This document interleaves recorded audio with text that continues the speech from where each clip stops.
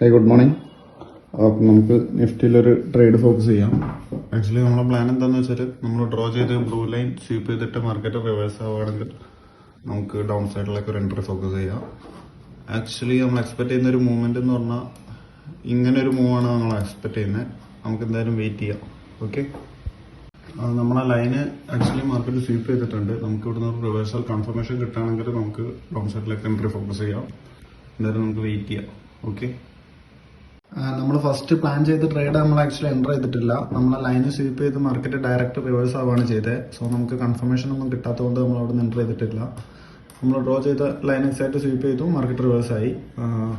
So ആ trade enter ചെയ്തിട്ടില്ല. നമ്മൾ നെക്സ്റ്റ് വേറൊരു എൻ്റർ ചെയ്ത ട്രേഡ് എന്താണെന്ന് വെച്ചാൽ ഇതായിരുന്നു ആ ട്രേഡ്. ആക്ച്വലി നമ്മൾ സോണിലേക്ക് മാർക്കറ്റ് വന്നു, റിവേഴ്സൽ കൺഫർമേഷൻ കിട്ടിയ സമയത്ത് ട്രേഡ് എൻ്റർ ചെയ്തു. ഡേ ഹൈ ആയിരുന്നു, ഡേ ഹൈ അല്ല ഡേ ഹൈക്ക് തൊട്ട് ബിലോ ആയിരുന്നു ടാർഗറ്റ്. നമ്മൾ ടി വി ബുക്ക് ചെയ്ത് ഇറങ്ങിയിട്ടുണ്ട്. സ്ട്രൈക്ക് പ്രൈസ് ആക്ച്വലി നമ്മൾ 24.50 ആയിരുന്നു നമ്മൾ എൻ്റർ ചെയ്തത്. ഈ ഒരു ഏരിയയിൽ നിന്നാണ് നമ്മൾ ട്രേഡ് എൻ്റർ ചെയ്തത്. നോർമലി വെക്കുന്ന പോലെ തന്നെ 1:3 നമ്മൾ ബുക്ക് ചെയ്തു. ഓക്കെ, ഇതായിരുന്നു അപ്പോഴത്തെ ഇന്നത്തെ ട്രേഡ്. Thank you.